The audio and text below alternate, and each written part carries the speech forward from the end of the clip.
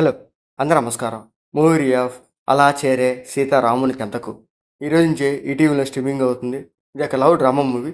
Love scenes అంత ఎఫెక్టివ్‌గా ఉండే ఆ డ్రామా సీన్స్ కూడా చూడడానికి అంత ఇంట్రెస్టింగ్‌గా ఉండవు. చాలా బోరింగ్‌గా అనిపిస్తది. ఇంకా ఈ మూవీ స్టోరీలోకెళ్తే మన హీరోయిన్ మిథులకి ఒక కంపెనీ ఉంటది. అదే కంపెనీలో మన హీరో రామ్ ఇంటర్వ్యూకి వస్తాడు.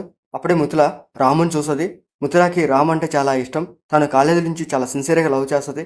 కానీ తన లవ్ ప్రపోజ్ చెప్పదన్నమాట. సో, అలా చాలా ఇయర్స్ తర్వాత మళ్ళీ తన కంపెనీలోనే కలుస్తారు. కానీ మిథులకి రామ్ అంటే చాలా ఇష్టం.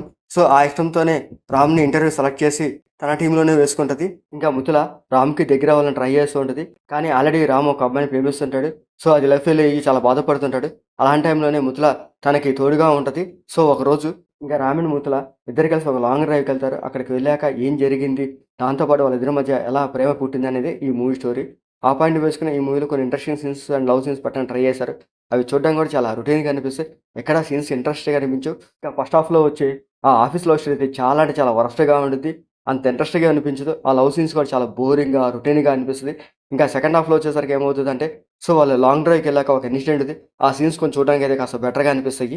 సో, అవి కూడా కొంచెం రొటీన్‌గా అనిపిస్తది. ఇంకా క్లైమాక్స్ కూడా అలాగే తీసుకెళ్తాడు.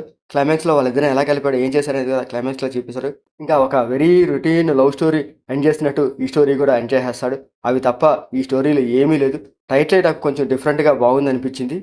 'అలా చేరే సీతారాముని చెంతకు' ఈ టైటిల్ ఒక్కటే ఈ మూవీలో బాగుంది. అసలు ఆ టైటిల్ ఆ స్టోరీకి అసలు యాప్టే కాదు. అసలు ఆ టైటిల్ ఎందుకు పెట్టారో నాకైతే ఏం అర్థం కాలేదు. ఇంకా ఈ మూవీలో రామ్ అండ్ మిథులు వాళ్ళ క్యారెక్టర్స్ ఒకటి వాళ్ళ యాక్టింగ్ పర్ఫార్మెన్స్ పర్లేదు. ఒక్కొక్కలాగా అనిపిస్తాయి. ఇంకా ఈ మూవీ మ్యూజిక్ కానీ టెక్నిక్ అసలు పర్లేదు బాగానే ఉంటది. ఇంకా ఈ మూవీలో బ్లడ్ సీన్స్ కానీ, అడల్ట్ సీన్స్ కానీ అట్లాంటివి లేవు.